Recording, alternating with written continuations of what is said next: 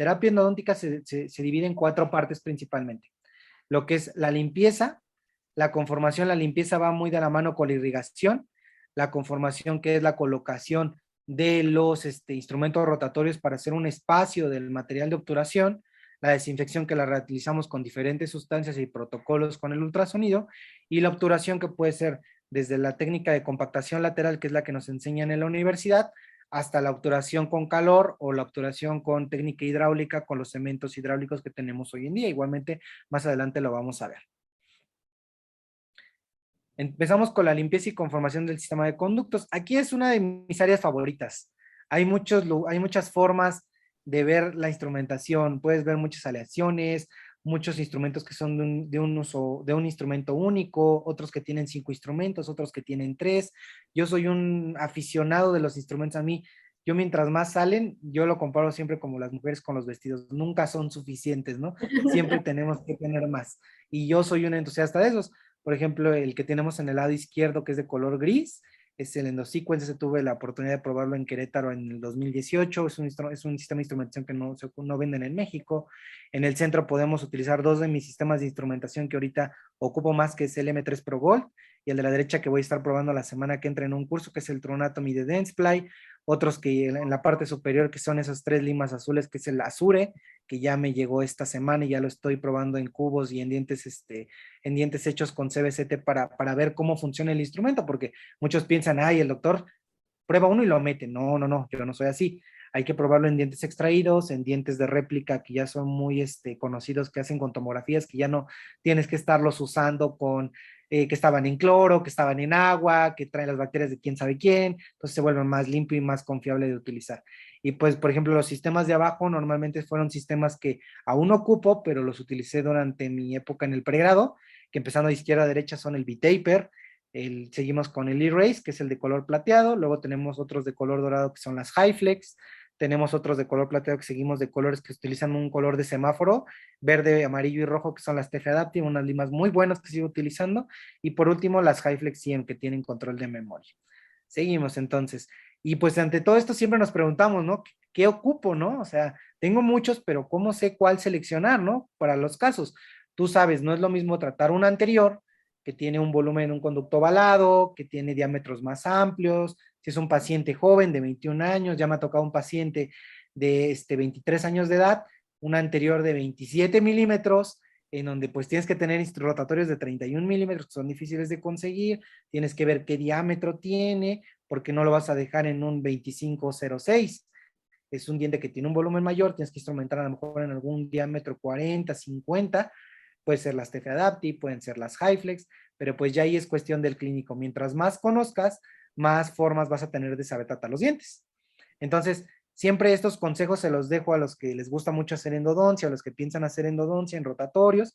¿Qué diente voy a tratar? Como les digo, no es lo mismo un anterior que un molar de una señora de 62 años, que está ya parcialmente calcificado, que tiene calcificación en la cámara, que tiene conductos muy delgados.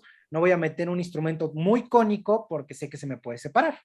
Igual en las curvaturas, no puedo ser tan fuerte en la instrumentación de llegar hasta un 40 si estoy teniendo curvaturas de bayoneto, curvaturas de 90 grados, en donde el instrumento se me puede separar. Diámetros del instrumento, no es lo mismo un instrumento que llega hasta el 25 o que llega hasta el 50.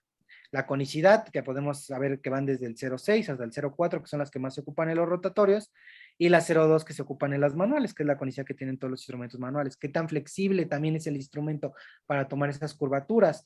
El número de instrumentos, no es lo mismo colocar un instrumento que ¿cómo se llama? Que tiene 3 instrumentos y a un instrumento que tiene 5. Más diámetros, mayor número, pero también qué tan rápido tengo que hacer mis tiempos clínicos, porque hay veces que los pacientes me ha tocado. Una vez me ha tocado en el consultorio, es que la paciente viene a la 1 y sale a las 5 de la tarde en el aeropuerto. Y pues no es lo mismo de que tengas que estar cambio instrumento, mido rotatorio, tienes que usar a lo mejor instrumentos que sean de menor número de instrumentos para maximizar mis tiempos clínicos, pero que me sigan dando los mismos resultados, ¿no? Y pues movimiento rotatorio reciprocante. Normalmente los motores en endodoncia son diferentes, el ángulo del movimiento reciprocante. Yo, por ejemplo, no es propaganda ni nada, Cabo no me paga ni nada, pero yo utilizo mucho lo de Cybron, que me funciona muy bien. Y pues el movimiento reciprocante a lo mejor no es lo mismo que el Way One Goal o que el TF Adaptive, son diferentes movimientos, pero funcionan igual. Casi toda mi práctica la hago con rotatorio, pero también sé utilizar instrumentos reciprocantes, ¿vale? Entonces ya empezamos la segunda parte de esta parte de la terapia.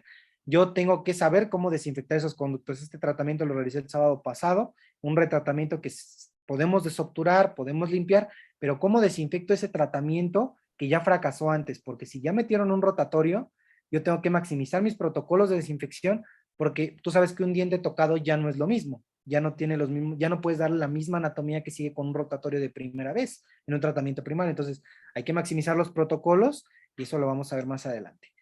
Entonces, este artículo que está abajo me gusta mucho, es del 2017. Yo normalmente toda mi práctica la radico en artículos.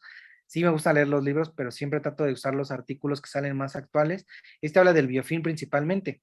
Todo empieza con una infección primaria, que es lo que hablamos al principio. Todo en la plática lo vas a ir ocupando en el siguiente módulo de la plática y todo vamos a llegar a un final.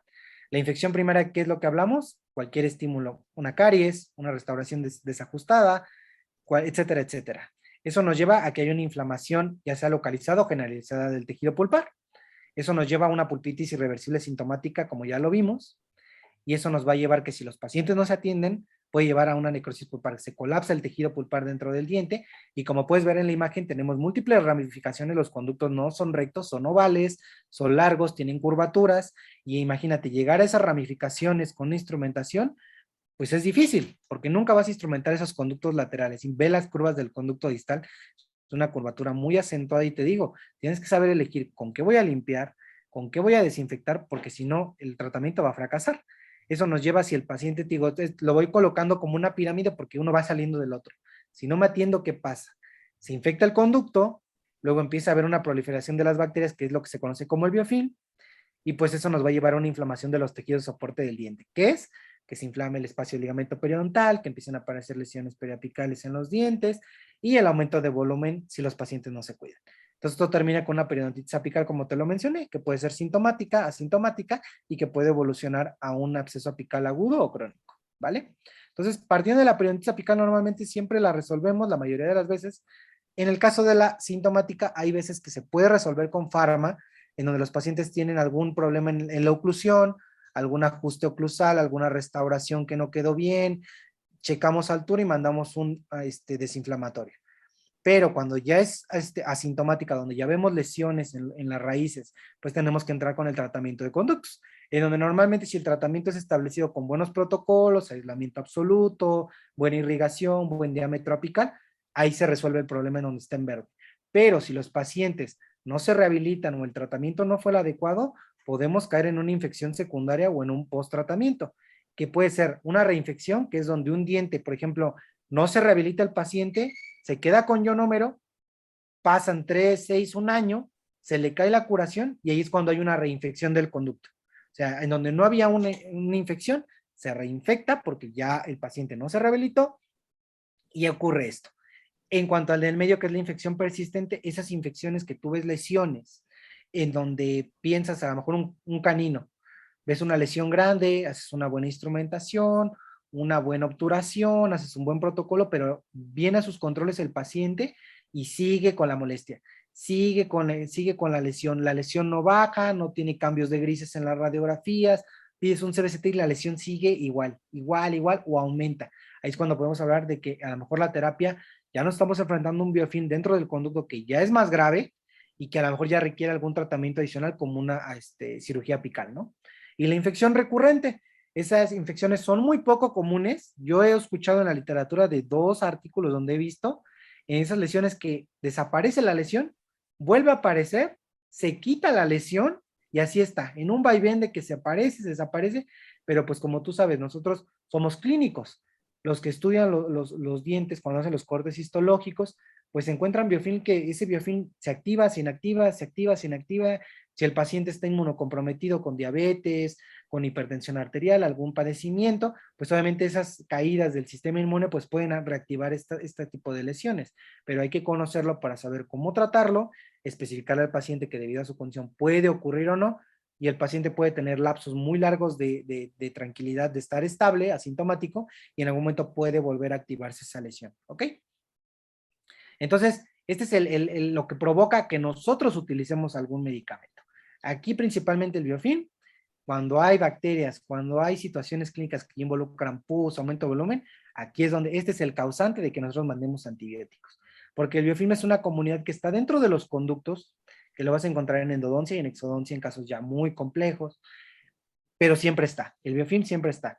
Está encerrado siempre de una matriz extrapolimérica que lo mantiene protegido de todas las sustancias. A veces este biofilm ni con los mejores aditamentos para hacer limpieza del conducto puede quedar. Pero eso, ¿qué lo va a dar? El tipo de biofilm, ¿lo podemos saber cuando lo hacemos clínicamente? No. Eso lo vamos a ver con los controles radiográficos, si el paciente se rehabilita, eso lo podemos ver si él tiene un sistema inmune adecuado, ya podemos ir sumándole a lo que hablamos al principio, al pronóstico del diente, va sumando puntos a favor y eso nos va ayudando. Aquí un dato clínico que está especificado en el libro del doctor Vera del 2012, los instrumentos solamente tocan el 61% de la superficie del conducto. Entonces, ¿qué hacemos con el porcentaje restante? Si no lo eliminamos, nos puede llevar a que siga una periodontitis apical asintomática y que el paciente siga asintomático. Me duele, me sigue saliendo esa postemilla, me sigue saliendo pus. Entonces, eso, ¿cómo solucionamos ese porcentaje? Pues ese porcentaje lo vamos a resolver con los protocolos de irrigación. ¿Mande, Ah, ok. Pau? También ahí entra la farmacología o no. Puede entrar, Pau, sí, en algunos casos y en algunos artículos más adelante lo vamos a ver que sí hay algunos medicamentos que nos ayudan a la liberación de osteoblastos y osteoclastos que se inhiban para formar hueso, pero más adelante lo vamos a ver. Si no realizamos un adecuado tratamiento o no identificamos la causa que lo está provocando, el medicamento no le va a hacer nada al paciente. Le podrá dar 3 días de solución, pero si tú ya estás teniendo que mandar antibióticos más de 7 días, analgésicos más de 15 días, es que el problema no va por ahí y que ahí hay algo en la terapia mecánica que ya hablamos anteriormente que no está funcionando. O no instrumenté bien, o no irrigué bien, o no obturé bien. Entonces, no todo lo vamos a solucionar con farma. Y quiero dejar eso muy claro. La farma nos ayuda a nosotros a resolver los problemas, pero no resuelve por sí sola los problemas. ¿Ok? Entonces aquí lo puedes ver en estos cortes histológicos que me gustan mucho. Todo lo que ves eso azul son las bacterias que están pegadas. Lo que ves en la imagen A del lado izquierdo, ese que se ve de color amarillo, ese es el conducto. Y lo que está pegado al conducto es lo de color azul. Entonces, ve esas comunidades, o sea, el instrumento no puede hacer todo. Hay que usar irrigantes altas concentraciones, hay que usar el ultrasonido para poder hacer ese movimiento que más adelante les voy a explicar, que haga que se mueva el líquido dentro del conducto para poder despegar, yo lo digo así, despegar esas bacterias para que podamos hacer una mejor obturación y que podamos tener éxito. Aquí, por ejemplo, este es un premolar, la raíz de perdón, de un molar inferior. Esos istmos, que tú ves esa línea que conecta los dos conductos, ¿cómo la limpias con el rotatorio? O sea, Ujú. ahí tú tienes que hacer uso del ultrasonido con puntas de ultrasonido diamantadas para limpiar esos istmos, limpiarlos para que puedas rellenarlos, ya sea adecuado con un cemento o con la Gutaperch inyectable, pero tiene que quedar obturado. Esto no lo limpias con rotatorio, esto tienes que entrar con el ultrasonido, limpiar esas zonas de los istmos para que tú, mientras más limpio esté el conducto, mejor pronóstico tenemos. Y hay que recordar lo que nos decían en la escuela, el conducto jamás queda completamente 100% limpio. Nosotros lo que hacemos es disminuimos la carga de bacterias en el diente para que el organismo ya no se encuentre en desventaja y el organismo ahora sí pueda empezar a reparar. Tú disminuyes las bacterias, aquí va ganando 3-1, tú entras con tu tratamiento de conductos, disminuyes las bacterias y ahora sí el cuerpo dice, ahora sí vamos a pelearnos del tú por tú para que empiece una reparación del cuerpo. Yo así se los explico a mis pacientes para que ellos digan, ah, bueno, entonces sí me tengo que hacer la endodoncia para ayudarle a mi cuerpo, tengo que comer bien, tengo que dormir bien, mientras mejor esté mi sistema inmune, yo puedo ayudar a mi cuerpo de que esa lesión repare. Y hay lesiones que reparan rápido, Pau. Hay lesiones que me ha tocado ver en casos que 2-3 meses y ya se ve un cambio en los grises y eso significa que el tratamiento está funcionando. Pero te digo, es un conjunto de si el paciente se rehabilita, si el paciente entiende la importancia de la endodoncia, si toma sus medicamentos, porque muchas veces me dicen, es que no me lo tomé porque no me dolió la endodoncia, es que no se lo mandé porque le fuera a doler, o sea, sí es parte de, si tiene molestia, pero es por otras razones que se lo estoy mandando, ¿no? Y hay veces que ahí los pacientes dicen, ah, no, bueno, entonces me lo tomo, ¿no? Entonces ya me ha pasado últimamente mucho que es que no me duele, o sea, no es porque no quiero sonar así de que qué bueno es el doctor, sino porque, por ejemplo, todo es un porqué, ¿no? Si hay una buena anestesia, si hay una buena analgesia, el tratamiento es más sencillo para los pacientes. Si tienes grapas atraumáticas, no te recargas tanto en la encía. Entonces esas situaciones ayudan de que no haya dolor. Pero siempre hay que hacerles el hincapié de que si se les manda algo, Es por algo. se lo tienen que tomar. No Sí. es de que le duele o no. Ya ahorita ya no ocupo si le duele. No. Estoy mandando esto, se lo tienen que tomar por tantos días y la veo aquí para su revisión. Yo normalmente acostumbro a ver a los pacientes a los 7 días para ver cómo está, una cita rápida de unos 30 a 40 minutos, cómo se siente, le explicas a los pacientes todo, ¿no? Va a sentir algunas como toques, es completamente normal. En los pacientes que involucra, más adelante, lo van a ver en los casos, pacientes que involucran aumento de volumen, decirle estar en contacto con ellos. Hay pacientes que normalmente en la clínica, por cuestiones de seguridad, ya sabes, los pacientes, los esposos celosos o todo eso, los pacientes no tienen el contacto con nosotros, llaman a la clínica se pone en contacto conmigo, yo ya decido si el paciente tiene que acudir de inmediato o se le prescribe algo, ya mi asistente o quien está en la clínica le da la receta con lo que le indico y ya lo veo a la brevedad. Pero te digo, siempre es un conjunto es un trabajo de equipo, tanto del endodoncista, el rehabilitador, la asistente, etcétera, etcétera, ¿vale? Entonces, ya vimos qué es lo que provoca esto, pero ahora, ¿qué ocupo yo para irrigar, no? Porque no todo es la farma. Si yo no irrigo, aunque le mande el mejor antibiótico, no va a funcionar porque no estoy quitando bacterias, nada más le estoy limpiando, cepillando con un instrumento rotatorio que no va a quitar nada y no le está disminuyendo las bacterias al cuerpo para que él pueda empezar a hacer su función. Normalmente las que yo ocupo son el hipoclorito de sodio para instrumentar, siempre es el que ocupo. La solución salina como agente intermedio en los protocolos de irrigación, o en algunos casos la crioterapia, que la crioterapia es cuando tú utilizas solución salina fría, y hay artículos de esto, utilizas solución salina fría, la metes al congelador, al refrigerador que esté fría, bajas a longitud de trabajo y tú irrigas. Eso hace que haga una analgesia, porque esto se desarrolló desde los fisioterapeutas. Los fisioterapeutas, ¿cómo tratan las molestias musculares o de inflamación? ¿Con qué lo haces? Con Frío. frío, te ponen hielo. Entonces lo que hacen, un día al doctor Vera, que es una de mis máximas inspiraciones en la entonces, se le ocurrió hacer este estudio con mucha gente en Tlaxcala y descubrieron que la crioterapia ayuda incluso, e incluso te ayuda a que ya no mandes medicamentos para el dolor, porque como está haciendo una analgesia que es se puede decir local, más directa, más aunado del tratamiento, al medicamento intraconducto, analgésicos, el paciente está muy bien. Entonces, es una vía que podemos ocupar para evitar mandar un fármaco.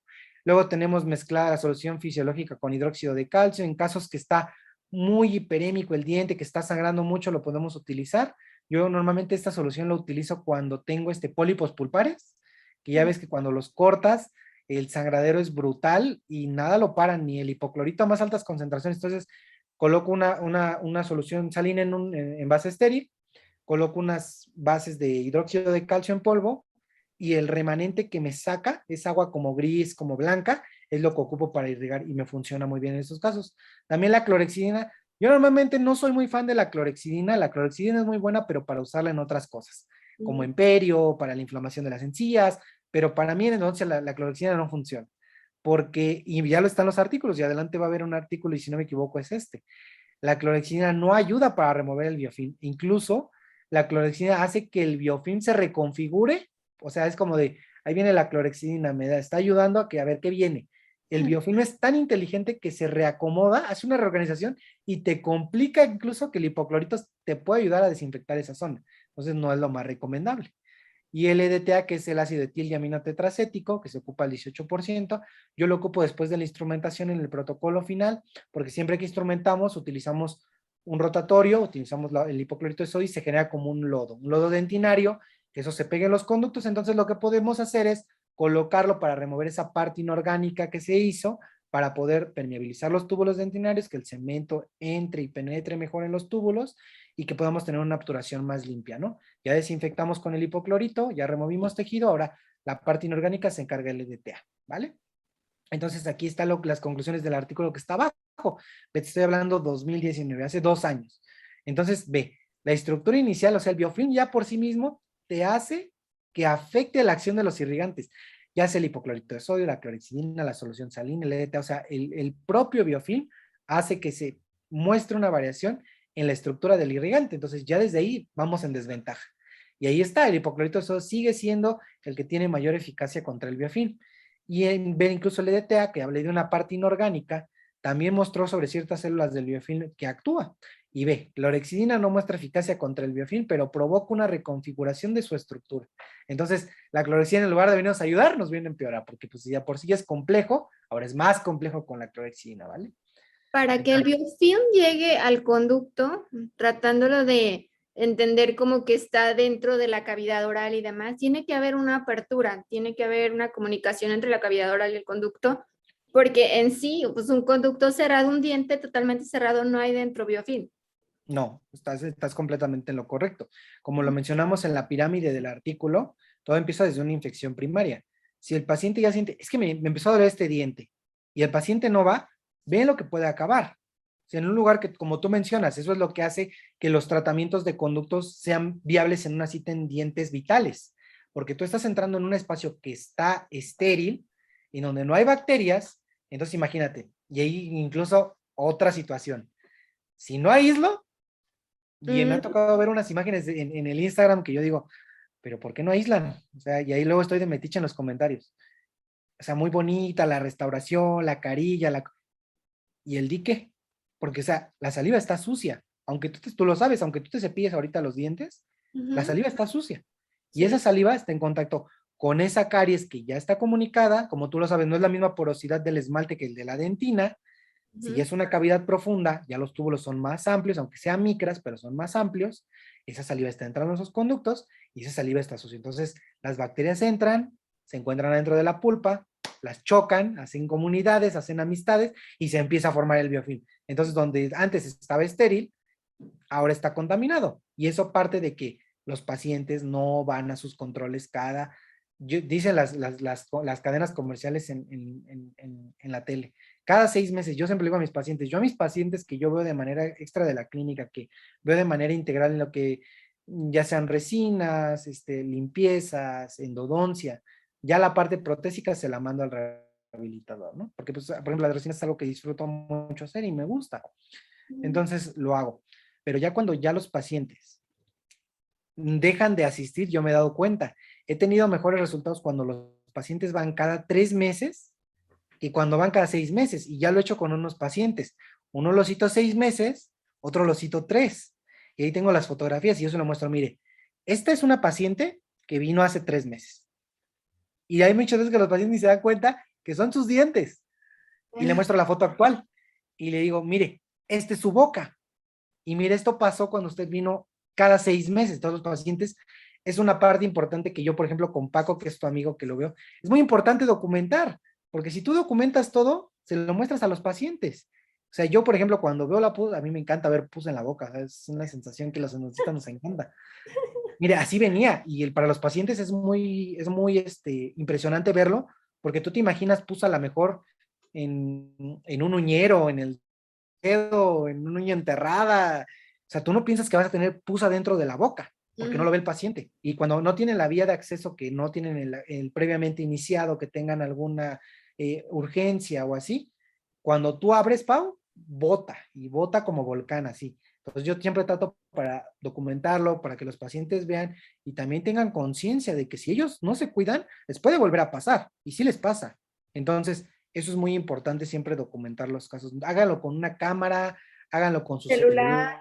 celular, con Ujú. sus espejos de tamaño de reflex 5, con un espejo intraoral. Yo es algo que he aprendido a encontrarle el gusto, porque desde que empecé en el Instagram, pues no es lo mismo cuando tú muestras una situación inicial a cómo quedó, y sí, se ve bien. Y eso para los casos, para las clínicas es muy bueno. Sí. Entonces te digo, siempre es muy importante documentar, porque los pacientes muchas veces pues les puedes explicar, no, como los ejemplos que te dije, ¿no? Pues mire, se hacen compas las bacterias y todo así, pero si tú se los enseñas, es más fácil para ellos entender, no, pues, o sea, ¿cómo voy a tener pus dentro de la boca, no? O sea, es por las bacterias, o sea, yo también tengo que hacer mi parte, porque si yo no hago mi parte, entonces, los pacientes, pues, no lo hacen y lo dejan y piensan que, el dentista está loco, y sí, voy cada año, y pues no, yo te digo, he probado y tú también pruébalo. Cada 3 meses a tus pacientes, aunque no les hagas limpieza con ultrasonido porque no la requieran, Ujú. pero incluso yo he visto pacientes cada 3 meses que ya incluso no les toca hacer limpieza con cepillo, porque tienen buena técnica de cepillado, se limpian bien, a lo mejor algunas manchitas o así, se hace el ajuste, se revisa, pero los pacientes lo entienden. Entonces, te digo, es una parte importante. Y el tema del biofilm, por eso hasta con las resinas hay que aislar. Sí, sí, o sea, yo soy un amigo del dique y, por ejemplo, con mi jefe de restaurativa en la clínica, el doctor Jaime, siempre platico mucho de eso, es que tú todo quieres aislarlo. ¿Y cómo preparar una corona? Se puede, se puede. Por ejemplo, el doctor Víctor Guerrero, que creo es de Bolivia, un excelente protecista, aísla increíble y él hace todos sus tratamientos con dique de hule y prepara y cementa y todo con dique. Y la odontología lo ha demostrado. Si tú haces con dique las cosas, duran más en boca. Entonces, ya está comprobado, pero seguimos, yo los difiero entre odontólogos, los que hacen las cosas como deben de ser, y los dentistas, los que saben cómo se debe de hacer, pero no lo hacen. Por flojera, por inexperiencia o porque les da mucha pena decir la palabra no sé hacerlo. Yo siempre se los he dicho a los doctores que conozco, si no sabes si te puedo ayudar en algo, dímelo, yo te ayudo. Ujú. ¿Por qué? Porque es en bien del trabajo y yo siempre para mí es muy grato que diga a la gente, yo aprendí de ti esto. Y para mí es padre porque ese conocimiento se lo van a pasar a alguien y se hace una cadena en donde la gente va aprendiendo y les va gustando aprender, van leyendo artículos, lo van haciendo mejor y eso es bueno para los pacientes y para nosotros nuestra tranquilidad. Sí, muy cierto. ¿Vale? Entonces, continuando, qué es lo mejor que puedo usar para el biofilm? Pues el ultrasonido, que es una energía sónica que es un rango perceptible en el oído humano de 20 kilohertz y el ultrasonido es muy bueno para, no solamente para hacer limpiezas, o sea, muchos dicen, es que el ultrasonido es para hacer limpiezas. No, el ultrasonido es para, sí, para hacer remoción de cálculo, para activar tus irrigantes, para localización de conductos, limpieza de istmos. El ultrasonido es una herramienta que debería estar en todos los consultorios y no lo deberían utilizar nada más para hacer limpiezas. También incluso para cirugía apical puedes utilizar el ultrasonido o ahorita lo que está muy de moda el electrobisturí, muy padre también, el piezoeléctrico, muchas cosas actuales que siguen mejorando y nos implica estar a la orden con esos tratamientos. Y pues eso es lo que yo utilizo. Yo utilizo el ultrasonido, me funciona muy bien, es un muy buen instrumento. Tú sabes, todo en la odontología es una inversión, yo no lo veo como un gasto. Mientras más armas tú tengas, más fácil te va a ayudar. Y esto es lo que yo hago con el ultrasonido. En la imagen de la izquierda puedes ver esa parte gris donde dice groove, que es lo que asimila lo que es la punta con la que activo los irrigantes. Así es como debe de quedar una punta, porque estas puntas son muy delgadas y lo que tú necesitas es que esa punta entre libre en el conducto. Esta punta no puede entrar atorada, porque si tú entras atorada con la fuerza del ultrasonido, se rompe, porque estas limas casi no tienen masa, entonces es muy fácil que se rompan. Entonces aquí ves en la imagen de la izquierda el conducto radicular, tenemos una distancia del lápiz de 6 milímetros, debe de quedar entre 2 y 1 milímetro. Yo utilizo, por ejemplo, el UltraX, que es un aditamento que es como una pieza de un motor, y es específicamente para activar el irrigante. Yo mi ultrasonido ya no lo utilizo para activar los irrigantes. Yo lo utilizo para remover cálculos pulpares, para localizar conductos, y el UltraX se encarga de la desinfección. Y del lado derecho puedes ver cómo se ven los ciclos. Mientras más ciclos de irrigantes hagas, tú puedes tener una mejor limpieza del conducto. Acuérdate, nunca es suficiente irrigación, nunca se deja de irrigar lo suficiente. Y lo puedes ver, donde dice score zero, puedes ver que se ve una parte que se ve como gris y luego como va aumentando los ciclos, se va viendo blanco. Eso es lo que va haciendo el ultrasonido, va limpiando con un movimiento que se conoce oleaje acústico. El oleaje acústico, más adelante lo vamos a ver, es el movimiento que lo definimos como lo que hace que genere esas olas dentro del conducto, que con la fuerza del ultrasonido de los 20 kilohertz hace que vibre dentro del conducto esa lima y es como si tú hicieras esto. Entonces el líquido se empieza a mover a una velocidad muy impresionante y genera ese microleaje que hace que se desprenda el biofilm. Entonces es una parte muy importante, no nada más es el rotatorio, es el biofilm. Y tú dirás, o sea, todo esto tengo que saber para mandar un fármaco, sí, porque si tú no sabes desinfectar bien, el fármaco va a decir, pues ayúdame que yo te ayudaré, o sea, tú también échame la mano desinfectando, porque pues si tú no desinfectas, yo no puedo hacer mi trabajo. Entonces es una parte que donde van en conjunto. Entonces, mira, desde 1985 se menciona que la instrumentación manual más la activación ultrasónica resulta en una mejor limpieza del conducto. Entonces, ve, no es el rotatorio, no es la técnica. Sí, los rotatorios son muy maravillosos porque nos facilitan el tiempo, no hay que hacer retroceso. Tú en la universidad de seguro aprendiste que hay que hacer instrumentación manual hasta la 30, 35 y luego el retroceso. Yo odiaba hacer el retroceso en la universidad. cuando me pones, ay, era la parte que más odiaba. Y ahora con el rotatorio me encanta porque ya no la hago. Y el rotatorio tiene una conicidad que me da ese retroceso y ya no lo tengo que hacer. Pero te digo, o sea, no es las armas, es la destreza del clínico, el conocimiento del clínico, la destreza de los procedimientos y la terapia farmacológica. Entonces te digo, es todo una situación en donde tenemos que saber todas estas cosas, porque te dirán, es que el doctor me está hablando porque es endodoncista. No, estas situaciones tú ya me lo mencionaste, o sea, que incluso desde una resina, sí, desde la desproteinización en un sellador que tú colocas, hasta los protocolos de adhesión en una resina. Si tú no haces una resina que tenga buena adhesión, se desprende, esos túbulos están expuestos, se contamina y acaban con el doctor Carmona en endodoncia. Y sí pasa. Entonces te digo, esto es muy importante que la audiencia lo entienda porque tenemos que dejar de ser dentistas y tenemos que empezar a ser más odontólogos. Porque si conocemos los procedimientos, ¿por qué no los estamos haciendo? ¿Estás de acuerdo? Totalmente. Entonces, ya pasamos limpieza, conformación. Ahora, ¿cómo sello eso para que ya no vuelva a reinfectarse? Para que ya no entre el biofilm, para que ya no se contamine, para que tenga una buena adaptación. Normalmente, tú conoces, es gutapercha y cemento. Eso sigue actualmente en la endodoncia. No, te podría dar una plática de cementos, tipos de técnicas y todo eso. Yo ahorita te voy a enseñar lo que yo estoy haciendo actualmente en mi práctica. Normalmente siempre tenemos que saber qué propiedades tiene que tener un cemento, que se tiene que introducir fácilmente, no le tiene que afectar la humedad, tiene que ser bacteriostático, se tiene que ver radiopaco en la radiografía, no debe de irritar el periápice, se debe remover fácilmente, debe de manipularse fácilmente. Tú bien lo sabes, en la odontología no hay un material que tenga todo esto, pero tenemos que hacer en nuestra práctica que tenga la mayor cantidad de estas características para que lo podamos utilizar de forma adecuada.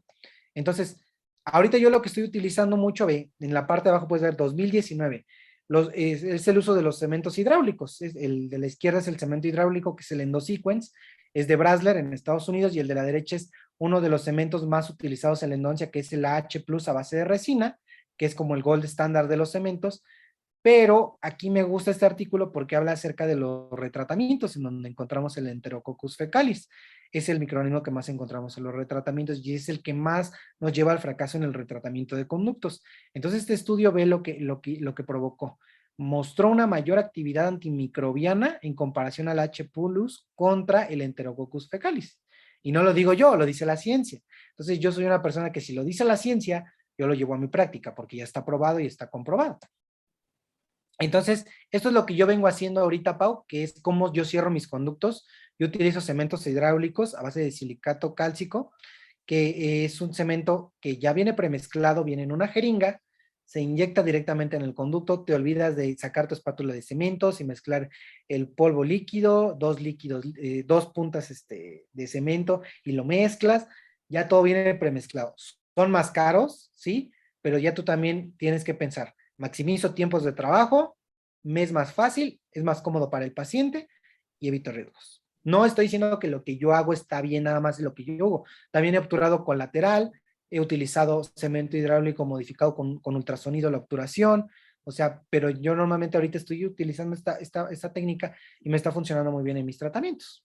Entonces te digo, es una técnica en donde tú, esa base de cemento, inyectas el cemento dentro del conducto, colocas tu cono, que normalmente es tu cono del sistema, que trae la forma del sistema, cortas y listo. Terminaste la endodoncia. Maravilloso. Y vámonos con el rehabilitador, ¿vale? Entonces Sí, esto es lo que también yo vengo se está haciendo. usando mucho la gutapercha líquida, ¿verdad? ¿Mande, Pau? También se está usando mucho la gutapercha líquida. Sí, la gutapercha líquida se utiliza mucho. Sí, yo también la he utilizado.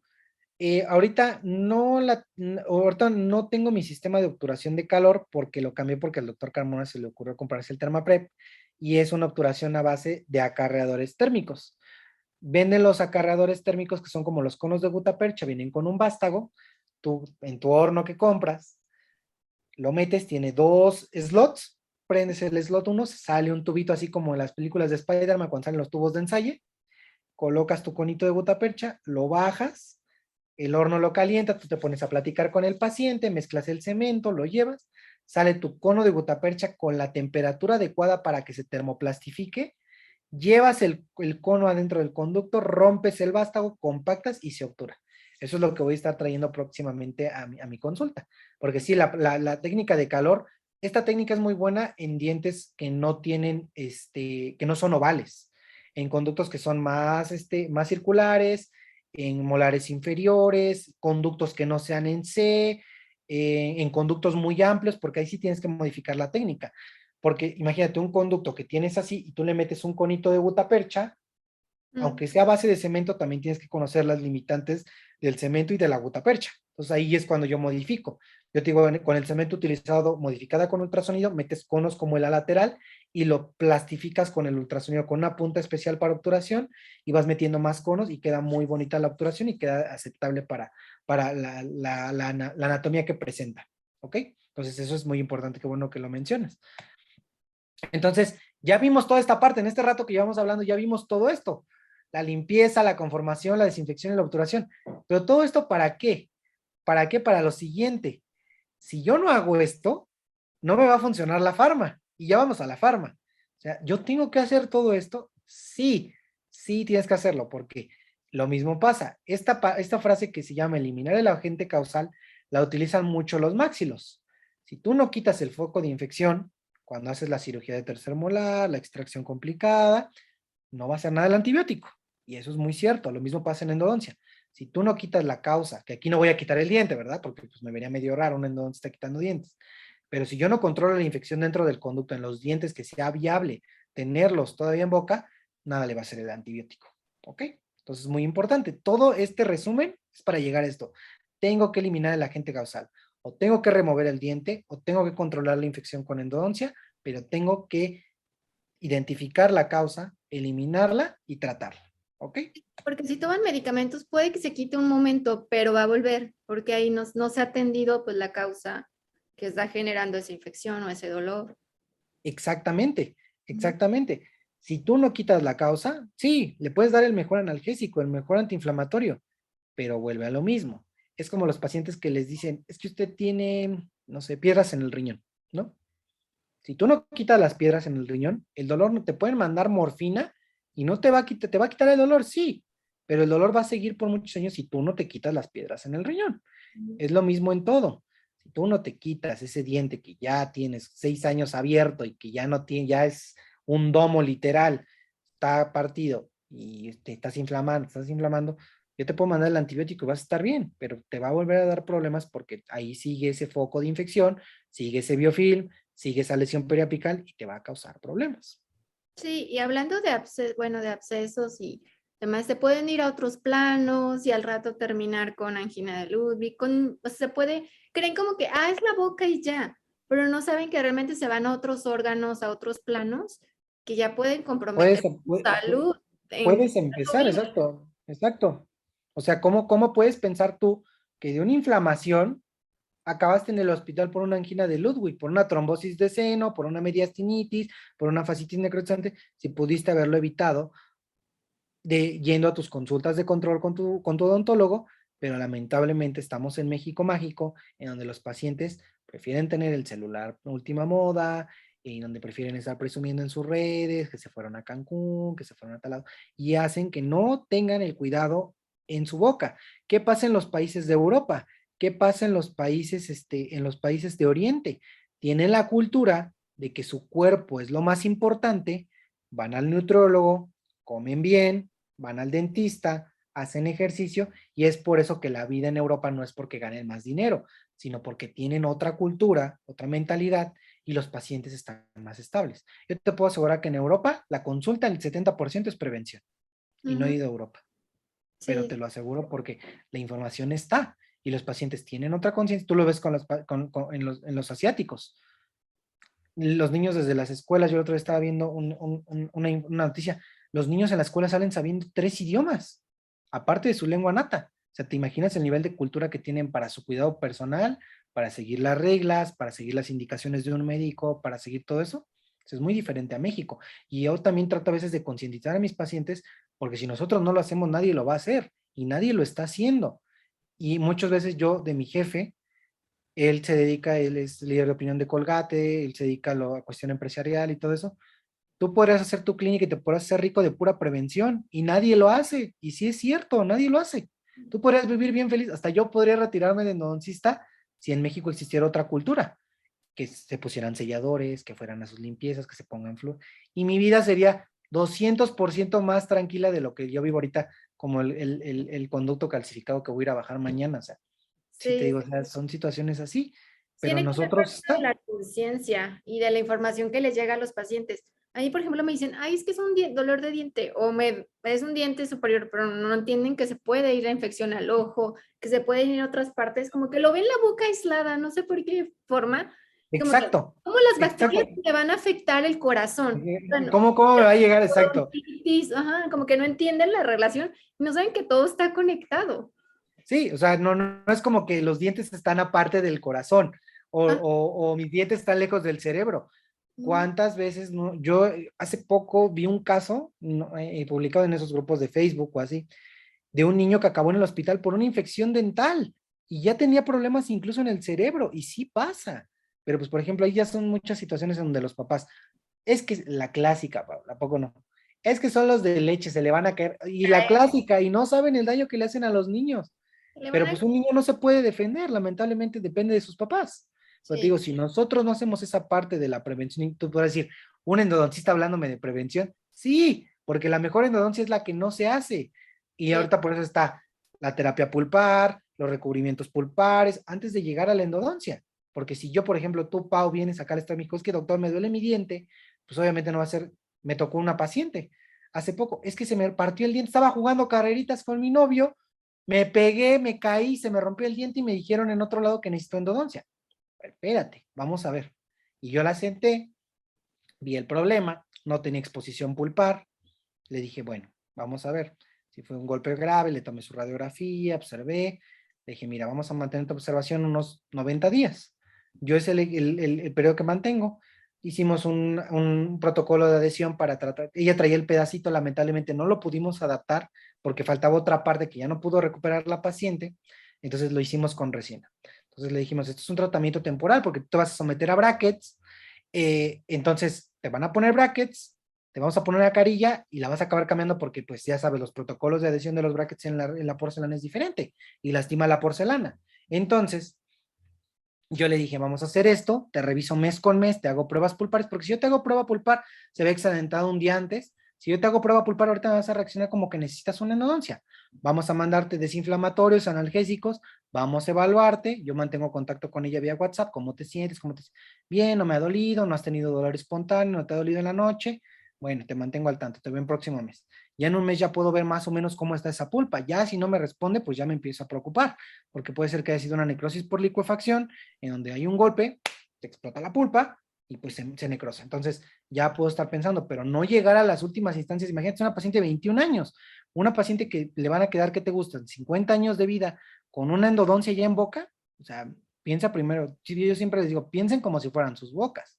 ¿Te gustaría que te hicieran una endodoncia? Pues no, que mucha gente lo relaciona como la endodoncia, ay, es de un paciente cochino, ay, es de un paciente que no se cuida. Y muchas veces pasa como a mi paciente, puede ser por un trauma y pues necesita una endodoncia.